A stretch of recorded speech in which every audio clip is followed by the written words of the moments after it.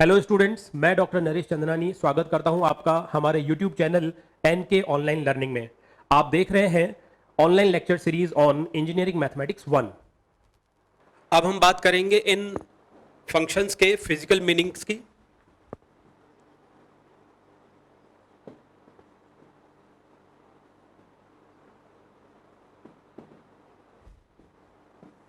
Physical interpretation of first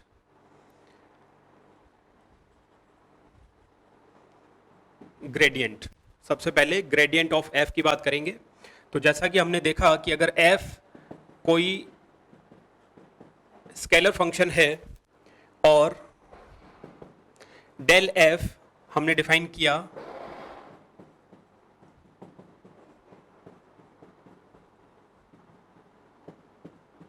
इस तरीके से, तो ये एक वेक्टर को शो करता है। कौन सा वेक्टर है ये?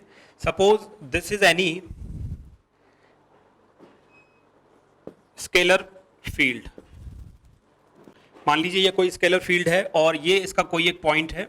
तो इस पॉइंट से बाहर की तरफ निकलने वाला आउटवर्ड्स वेक्टर नॉर्मल डायरेक्शन में, फॉर एग्जाम्पल मान लीजिए ये कोई सरफेस है। अब अगर ये एक स्केलर फील्ड है तो इस स्केलर फील्ड का कोई भी ये एक पॉइंट है, इस पॉइंट पर परपेंडिकुलरली आउटवर्ड्स, मतलब लंबवत बाहर की ओर, परपेंडिकुलरली आउटवर्ड्स, इस पॉइंट पर हमने कोई एक टेंजेंट ड्रॉ की। मान लीजिए ये टेंजेंट है और इस टेंजेंट पर बाहर की तरफ ये एक नॉर्मल निकलता है, तो ये एक आउटवर्ड्स नॉर्मल है। ये आउटवर्ड्स नॉर्मल वेक्टर किससे शो होता है? ये शो होता है ग्रेडियंट ऑफ एफ से, del F, which is I del f by del x plus j del f by del y plus k del f by del z. So gradient f or del f shows a vector which is outwards normal, या आप कह सकते हैं which is perpendicular to the point, which is perpendicular to the surface at a point and it comes outwards, बाहर की ओर आता है। Del f shows a vector which is outwards normal at a point of the surface। अभी हम कुछ examples करेंगे, उससे आपको ये चीज और अच्छी तरह से क्लियर हो जाएगी। सेकंड हमने बात की डाइवर्जेंस की।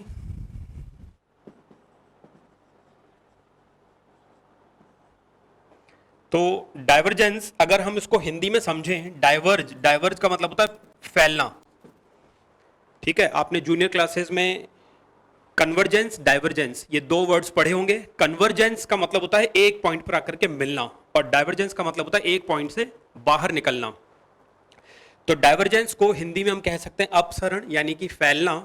अगर हम बात करें किसी फ्लूइड फील्ड की, फ्लूइड लिक्विड मान लीजिए, किसी फ्लूइड फील्ड की अगर आप बात कर रहे हैं, तो उस फ्लूइड फील्ड में किसी भी एक पॉइंट से पर यूनिट टाइम फ्लूइड का कितना यूनिट वॉल्यूम बाहर आ रहा है, इसको समझने के लिए एक बहुत सिंपल सा एग्जांपल लेते हैं। आप सब लोगों ने फवारा देखा है, ठीक है, फाउंटेन में एक बहुत पतला बारीक सा छेद होता है और जब प्रेशर के साथ पानी उस फवारे में आता है तो उस छेद से पानी एकदम ऐसे बाहर निकलता है इस तरीके से। सपोज ये एक होल है और ये जो पानी है ये इस तरीके से बाहर आ रहा है।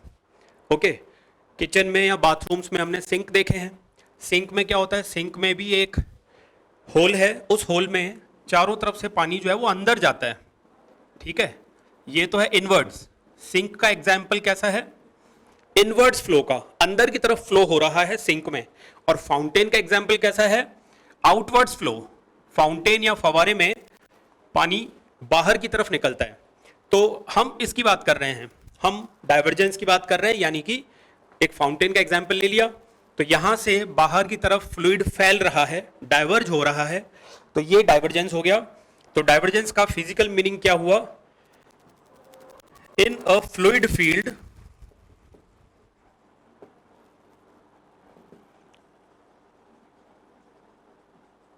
divergence of A shows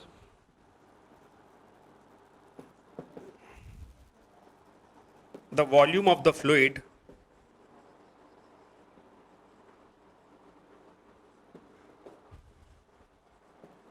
coming out of the point in per unit time. Per unit time में किसी पॉइंट से कितना अमाउंट ऑफ फ्लूइड बाहर आ रहा है, ये है डाइवर्जेंस। और लास्ट हमारे पास है कर्ल। तो कर्ल जो है, फिर से हम बात करेंगे फ्लूइड फील्ड की।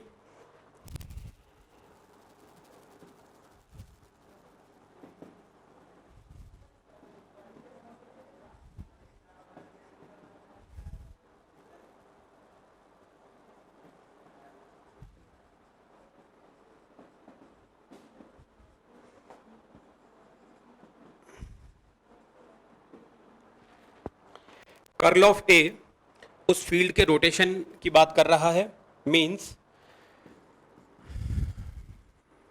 ये है amount of rotation. Del cross A is amount of rotation. अब यहां पर दो इंपॉर्टेंट चीजें हैं। एक है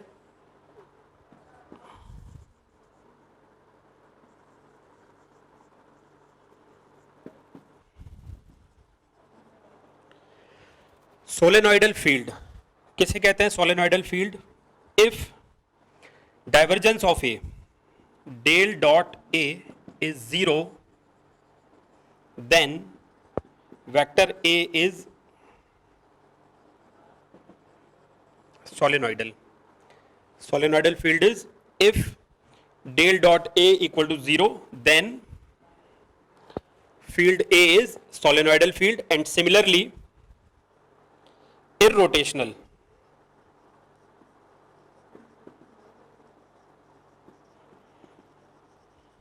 इररोटेशनल जैसा कि नाम से ही पता लग रहा है, जिसमें रोटेशन नहीं हो। अब रोटेशन को कौन शो करता है? रोटेशन को शो करने वाली क्वांटिटी है curl of A. Irrotational means rotation नहीं होगा, यानी कि कर्ल नहीं होगा। नहीं होने का मतलब है कर्ल ऑफ ए की वैल्यू 0 है। So if curl of A is 0, then A is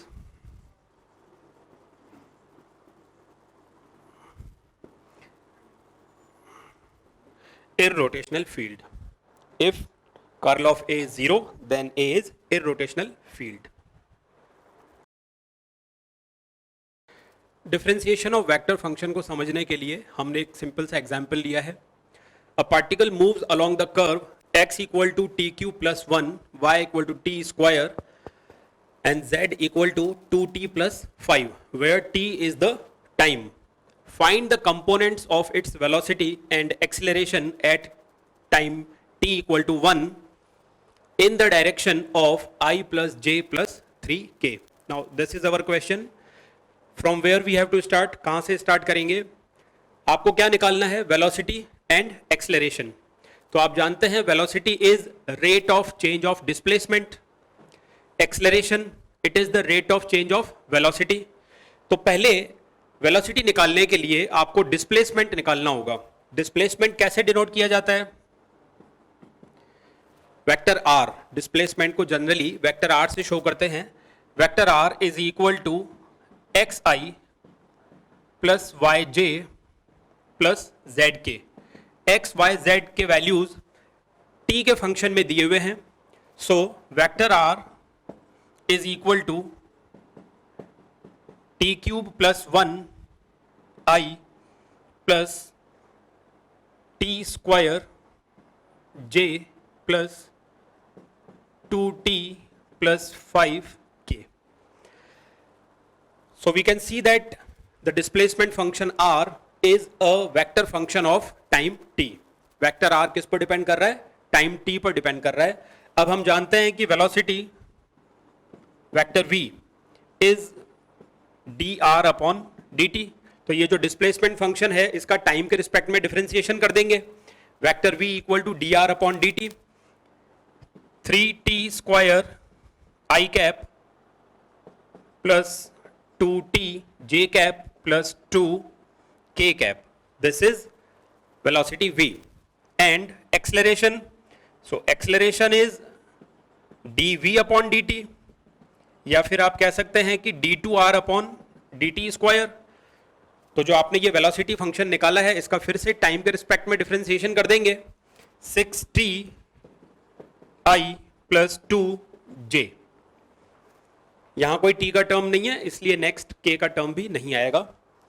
तो ये हमने वेलोसिटी फंक्शन v और एक्सेलरेशन फंक्शन a निकाल लिया. अब हमें टाइम t इक्वल टू 1 पे इसके कंपोनेंट्स निकालने हैं. So at t equal to 1, velocity will be 3i plus 2j plus 2k as it is, क्योंकि यहाँ t का टर्म नहीं है तो इसको as it is लिखना पड़ेगा. And acceleration a 6i plus 2j. Okay लेकिन सॉल्यूशन अभी यहां खत्म नहीं हुआ. आगे इसने क्या कहा है, इन the direction of i plus j plus 3k. मतलब ये तो हमने टाइम t इक्वल टू 1 पर जनरल फंक्शन निकाल लिया v और a का. हमें यहां पर लेकिन निकालना है एक पर्टिकुलर डायरेक्शन में i plus j plus 3k. इस डायरेक्शन में हमें कंपोनेंट निकालना है. अभी तक हमने निकाला है वेलोसिटी और एक्सेलरेशन, अब हमें इसका कंपोनेंट चाहिए. तो component of v and a in the direction of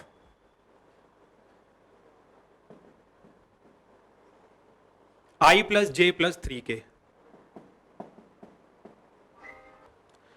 तो ये कंपोनेंट निकालने के लिए सबसे पहले हमने जो वेलोसिटी और एक्सेलरेशन निकाले हैं उनका यूनिट वेक्टर निकालना होगा और उस यूनिट वेक्टर को दिए हुए डायरेक्शन के साथ डॉट प्रोडक्ट करना होगा.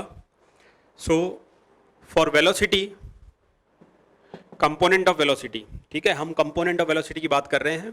तो उसके लिए पहले आपको इस वेलोसिटी का यूनिट वेक्टर निकालना होगा. 3i plus 2j plus 2k upon root of 9 plus 4 dot product with given direction. दी हुई डायरेक्शन है i plus j plus 3k.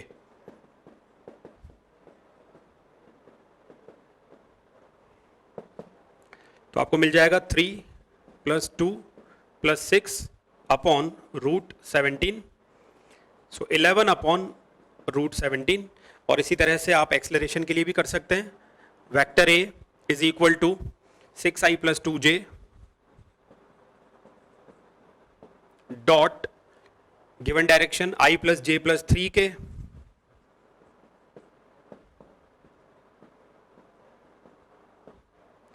Divided by root of 36 plus 4. और क्या मिलेगा आपको, 6 प्लस 2 यानी कि 8 upon root 40.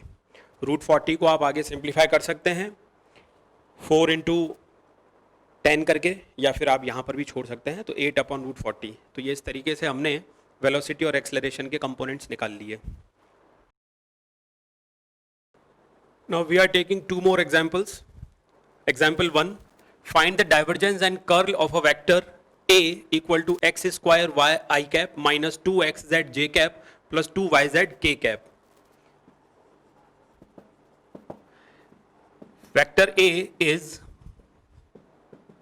x square y I minus 2x z j plus 2y z k. सबसे पहले इसका डाइवर्जेंस निकालना है. So divergence of A, according to the definition, divergence of A means del dot A. Del dot A is equal to I del A by del X plus J. Sorry, ये इस तरह से नहीं होगा. पहले आपको डेल फंक्शन लिखना होगा. I del by del X plus J del by del Y plus K del by del z dot vector a x square y I minus 2 x Z J plus 2yz के। अब इस dot product को आप simplify करेंगे, del by del X of X square Y plus del by del Y of minus 2xz plus del by del z of 2yz। So इसका x के respect में differentiation करेंगे, 2xy माइनस इसका y के respect में derivative, y का यहां कोई टर्म नहीं है इसलिए इसका डेरिवेटिव 0 होगा। फिर इसका z के रिस्पेक्ट में डिफरेंशिएशन करेंगे तो 2y, तो ये हो गया plus 2y। This is divergence of A and now curl of A is I j k del by del x del by del y del by del z। अब A के components क्या हैं, X square Y minus 2xz 2yz, this is equal to I del by del y of 2yz। पहले आपको ये करना है फिर माइनस दिस, तो इस क्वांटिटी का y के रिस्पेक्ट में डेरिवेटिव होगा 2z, इस क्वांटिटी का x के रिस्पेक्ट में डेरिवेटिव होगा माइनस 2x, तो हमें मिल गया प्लस 2x, फिर माइनस j, इस क्वांटिटी का x के रिस्पेक्ट में डेरिवेटिव 0 और इस क्वांटिटी का z के रिस्पेक्ट में डेरिवेटिव 0, मींस j का कोई टर्म नहीं आएगा, फिर plus k del by del x of this, इस क्वांटिटी का x के रिस्पेक्ट में डेरिवेटिव क्या होगा माइनस 2z और y के रिस्पेक्ट में एक्स स्क्वायर y का डेरिवेटिव जो कि होगा एक्स स्क्वायर, तो माइनस एक्स स्क्वायर। आगे ये सिंप्लीफाई नहीं हो सकता, तो ये कर्ल ऑफ A का फंक्शन आपके पास आ गया। अब सेकेंड एग्जाम्पल को सॉल्व करते हैं।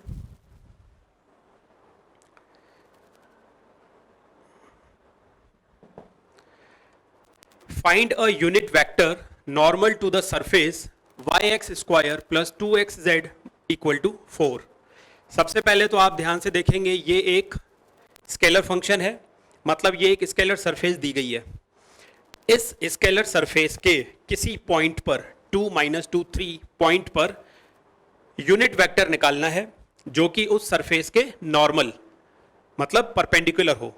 तो डेफिनेशन के अकॉर्डिंग या हमने जो ग्रेडियंट ऑफ f पढ़ा था, ग्रेडियंट ऑफ f के फिजिकल मीनिंग के according unit vector normal to the surface, यानी कि यहां पर हमें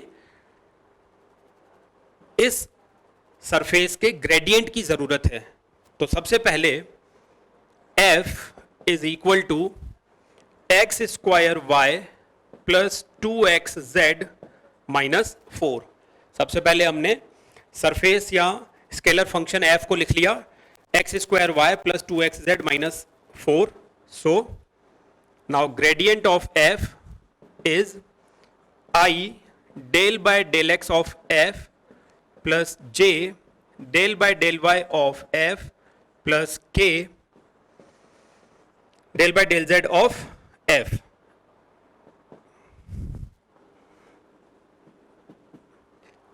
इस फंक्शन का x के रिस्पेक्ट में डिफरेंशिएशन करेंगे, 2xy plus 2z, 2xy plus 2z।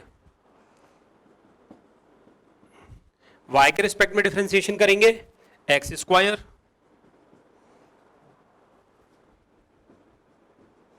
z के रिस्पेक्ट में f का डेरिवेटिव 2x। तो सबसे पहले तो आपने ये ग्रेडियंट ऑफ f निकाल लिया। अब पॉइंट क्या दिया गया है, 2, -2, 3 at 2, -2, 3 gradient of f will be, means आपको इस पूरे फंक्शन में x की जगह 2, y की जगह -2 और z की जगह 3 रखना है। तो क्या मिलेगा आपको, x की वैल्यू 2 रख दी हमने और y की वैल्यू -2, तो 2 2 2 8 -8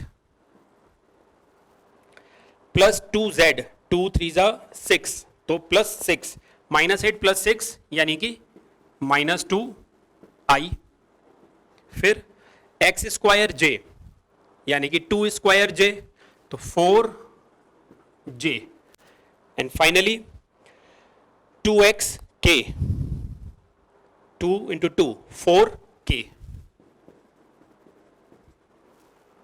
gradient of f equal to -2i plus 4j plus 4k. So we can see that it is a vector, but we have to find the unit vector. This is only normal vector. ये जो हमारे पास gradient f आया है ये इस surface के point 2 -2 3 पर normal vector है, हमें यूनिट नॉर्मल वेक्टर निकालना है, तो unit normal vector will be unit normal vector is, unit vector निकालने के लिए आप क्या करते हैं, किसी भी वेक्टर को उसके मॉड्यूलस से डिवाइड कर देते हैं, तो -2i plus 4j plus 4k divided by root of 4, इसका स्क्वायर किया है मैंने -2 का, 4 प्लस 16 प्लस 16, तो ये हो गया 36, और रूट ऑफ 36 की जगह आप क्या लिख सकते हैं 6। तो ये इस तरीके से हमारे पास दिए हुए सरफेस के किसी भी point per unit normal vector निकल जाता है। Directional derivative of f x y z equal to 4 e power 2x minus y plus z at the point 1 1 -1 in the direction -3i plus 5j plus 6k। सबसे पहले दिए हुए scalar function के लिए आपको ग्रेडियंट निकालना होगा, gradient f that is del f is equal to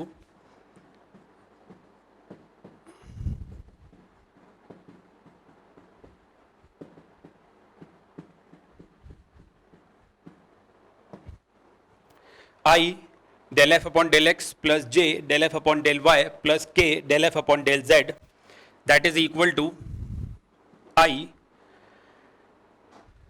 f एक एक्सपोनेंशियल फंक्शन है, तो इसका जब डिफरेंशिएशन करेंगे तो ये एज इट इज पहले तो बाहर आएगा 4 e power 2x minus Y plus z, ये इन तीनों में कॉमन आ जाएगा, और इस पूरी क्वांटिटी का जब x के रिस्पेक्ट में डिफरेंशिएशन करेंगे तो हमें 2 और मिलेगा 2i, y के रिस्पेक्ट में करने पर -1 सो -j, और z के रिस्पेक्ट में करने पर इसका डेरिवेटिव आएगा 1, so that is k. Now this is gradient phi or gradient f equal to 4 e power 2x minus y plus z 2i minus j plus k at the point 1 1 -1 4 e power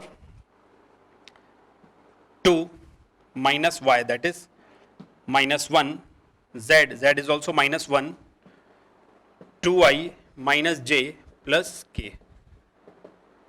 So this is equal to e power 0. E power 0 is 1. 4 into 2i minus j plus k. अब directional derivative,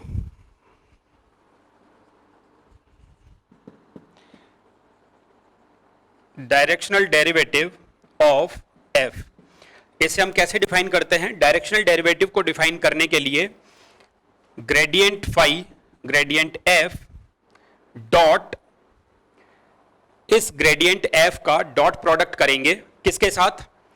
जिस direction में आपको directional derivative निकालना है उस direction के unit vector के साथ।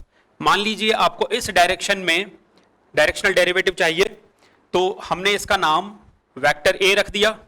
अब आपको वेक्टर a की डायरेक्शन में डायरेक्शनल डेरिवेटिव निकालना है, तो पहले आप a कैप फाइंड आउट करेंगे, a कैप, और a वेक्टर की डायरेक्शन में डायरेक्शनल डेरिवेटिव ऑफ f होता है gradient f dot a cap. तो ग्रेडियंट f हम निकाल चुके हैं 4 2i माइनस जे प्लस के डॉट, ये जो वेक्टर a है इसका यूनिट वेक्टर निकालेंगे तो minus 3i plus 5j plus 6k divided by root of 9 plus 25 plus 36,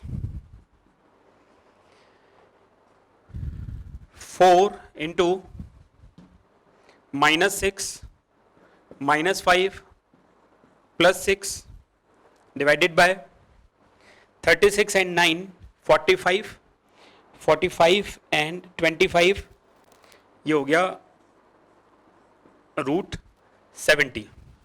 तो सॉल्व करने पर आपको मिलेगा माइनस 20 अपॉन रूट 70। ये हमारा रिक्वायर्ड डायरेक्शनल डेरिवेटिव है। Another example is phi equal to x square yz minus 4xyz square. Find the directional derivative of phi at point P 131 in the direction of 2i minus j minus 2k. So as per the previous example, to find the directional derivative, first of all we will find the gradient of given surface. So here phi is equal to x square yz minus 4xyz square. So gradient of phi is I del by del x plus j del by del y plus k del by del z of phi. तो दिए हुए surface का gradient निकालेंगे। पहले क्या मिल जाएगा आपको, 2xyz minus 4yz square i x square z minus 4xz square j plus x square y minus 8xyz k. This is gradient of phi. Now gradient of phi at the point 131, this is equal to 2 into 1 into 3, 6 minus 4, 3, 12 plus 1 into 1, that is 1 minus 4, again 1 into 1. So 1 minus 4 j plus x square y, that is 3 minus 8xyz. So 8 into 1 into 3 into 1, that is 24. तो यहां आपको मिल जाएगा minus 6i minus 3j minus 21k. अब आपको इसका directional derivative निकालना है। तो जैसा हमने प्रीवियस एग्जांपल में किया, directional derivative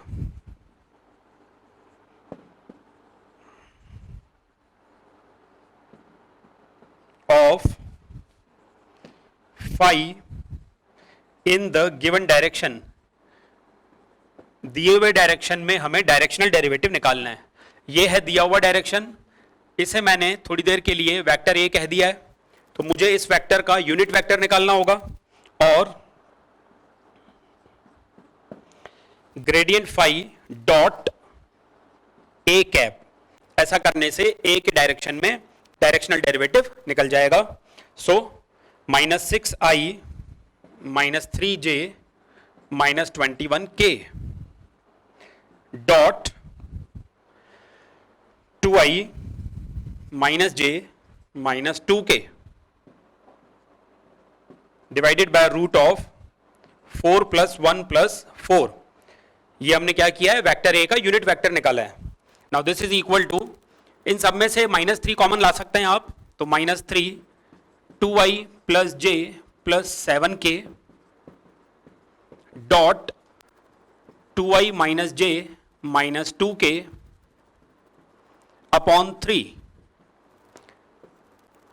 cancel and we have minus of, इन दोनों का डॉट करेंगे, so 4 minus 1 minus 14, 4 minus 1 minus 14,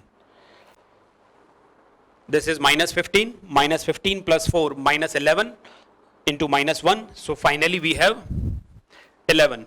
So the value of required directional derivative in the given direction of A is 11.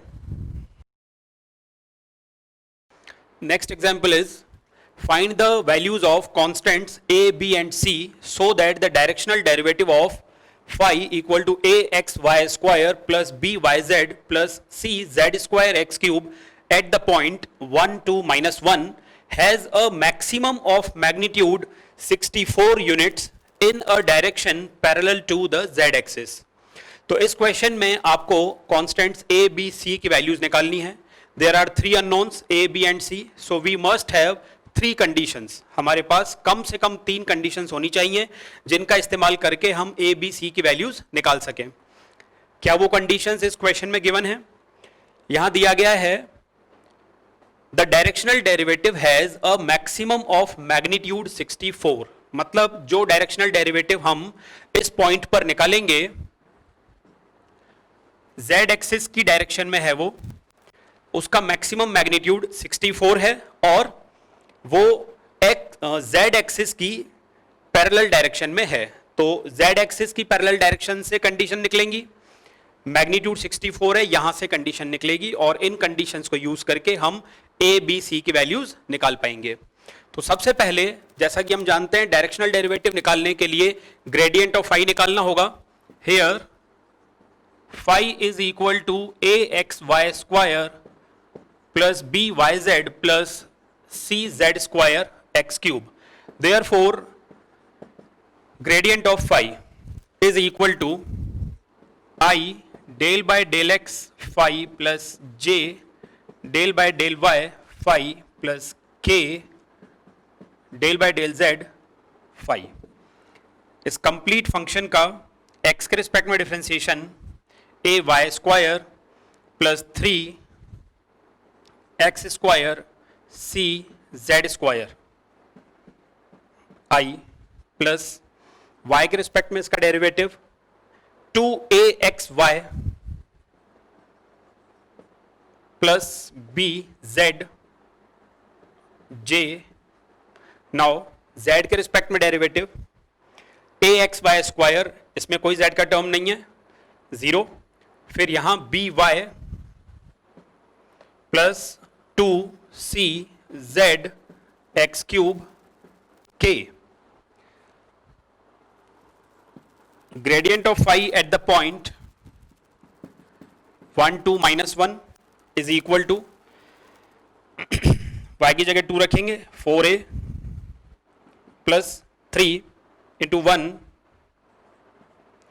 z square. Z is minus 1, so minus 1 square is 1. So we have 4a plus 3c I cap plus 2axy, that is 2a into 1 into 2. So we have 4a.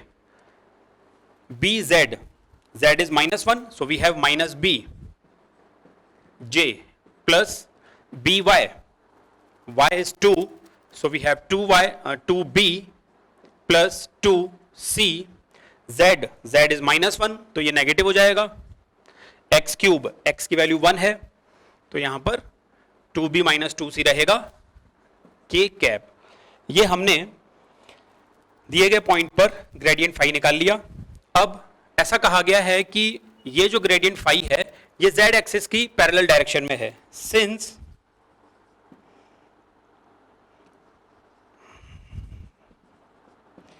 Direction derivative has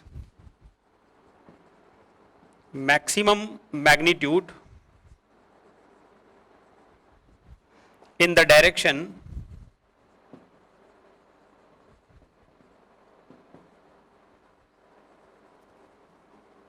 parallel to z axis. अब अगर ये z axis की direction में है तो इसमें केवल k component होना चाहिए, इसका i और j कंपोनेंट 0 होना चाहिए. तो यहां से दो कंडीशंस हमें मिलेंगी, 4a plus 3c equal to 0 and 4a minus b equal to 0.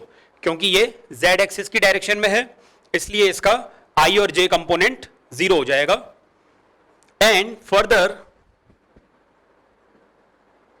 Magnitude अब क्योंकि आई और जे कंपोनेंट जीरो हैं, इनको छोड़ देंगे, यहां से मैग्नीट्यूड हमें मिल जाएगा 2b माइनस सी, और ये मैग्नीट्यूड हमें कितना दिया गया है 64 यूनिट्स, तो इसे 64 के इक्वल कर देंगे और हमें मिलेगा b minus C equal to 32.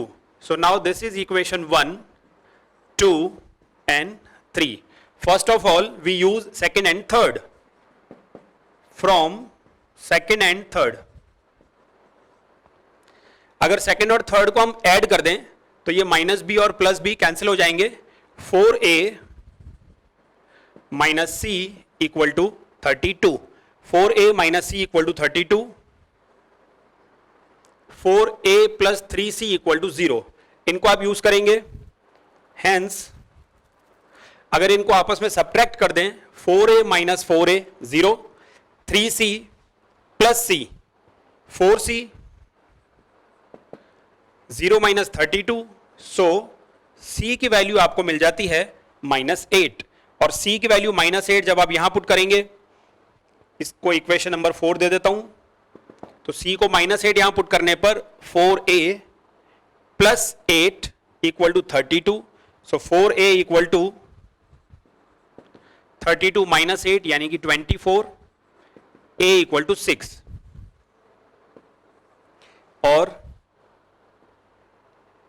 b minus C equal to 32, यहां पर c की वैल्यू आप पुट करेंगे, c की जगह -8 यहां पुट करेंगे तो ये हो जाएगा +8, b equal to 32 minus 8 that is 24. So we have a equal to 6, b equal to 24 and c equal to -8. Next example is vector A is x plus 2y plus az I cap plus bx minus 3y minus z j cap plus 4x plus cy plus 2z k cap.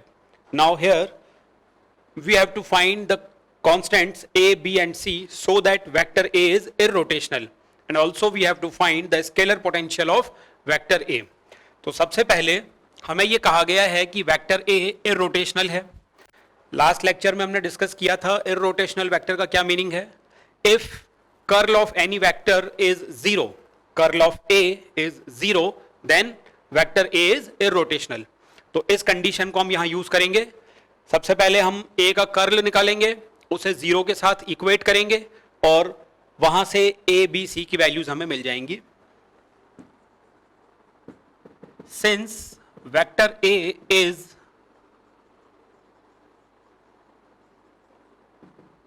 irrotational, hence curl of A will be 0 vector. This implies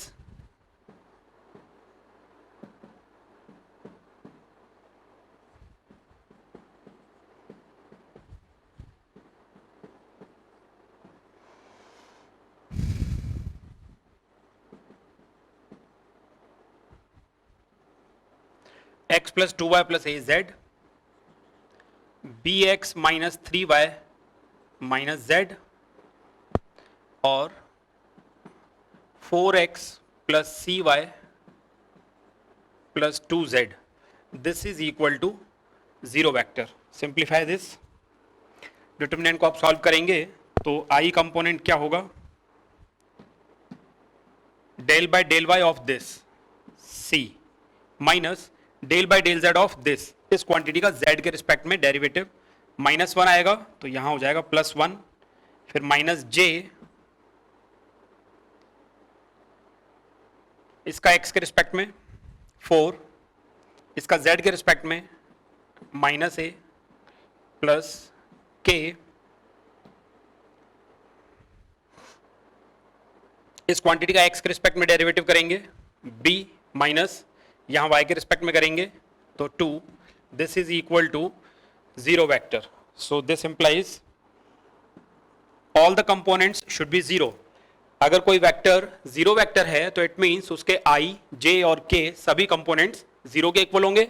so c plus 1 equal to 0, 4 minus a equal to 0, b minus 2 equal to 0. Hence c equal to -1, b equal to 2 and a equal to 4. These are the values of constants a, b, c. Now we have to find the scalar potential of vector a. Scalar potential क्या होता है? नाम से समझ में आ रहा है scalar potential, तो ये कोई स्केलर फंक्शन होता होगा. लेट अस अंडरस्टैंड, हम समझते हैं कि ये स्केलर पोटेंशियल क्या होता है. जैसा कि हम प्रीवियस थ्योरी में समझ चुके हैं कि किसी भी स्केलर फंक्शन का जब ग्रेडियंट निकाला जाता है तो हमें बदले में एक वेक्टर मिल रहा है. अब मान लीजिए कि वो जो वेक्टर है वो वेक्टर ए है, आपका वेक्टर ए. इट मींस ये जो वेक्टर ए है ये किसी ना किसी स्केलर फंक्शन फाई का ग्रेडियंट निकालने से आया था. In other words, I say that if gradient of phi equal to vector A, if gradient of phi equal to vector A, then such function phi is known as scalar potential of vector A. Here I write the definition. If gradient phi equal to A, then phi is called scalar potential of vector A. तो हम reverse process use करेंगे यहां पर, और इस reverse process का use करके हम फंक्शन फाई निकालेंगे. वेक्टर ए आप निकाल चुके हैं. x प्लस 2y प्लस ए जेड, ए की वैल्यू आप यहां 4 रख देंगे तो आपको मिल जाएगा x plus 2y plus 4z. x plus 2y plus 4z. I.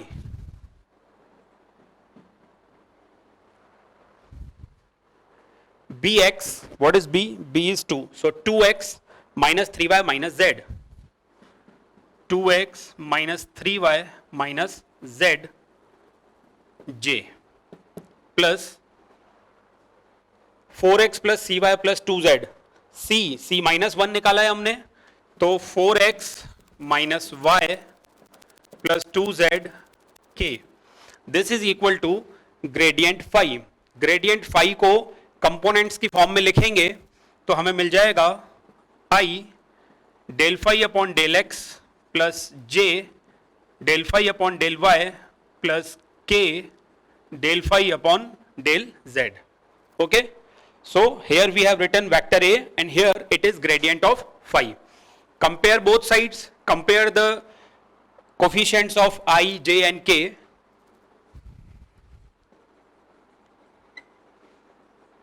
Comparing, we have del phi upon del x equal to x plus 2y plus 4z, del phi upon del y equal to 2x minus 3y minus z, and del phi upon del z equal to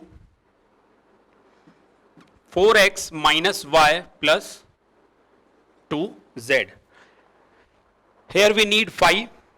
तो इन सभी components से phi कैसे निकालेंगे, इसके लिए हम complete derivative का concept use करेंगे. कंप्लीट डेरिवेटिव के कॉन्सेप्ट से हम ये कह सकते हैं कि complete derivative of phi means d phi is equal to del phi upon del x dx plus del phi upon del y dy plus del phi upon del z dz. d phi equal to del phi upon del x dx plus del phi upon del y dy plus del phi upon del z dz. अब आप यहां पर इन सभी components की value रख देंगे.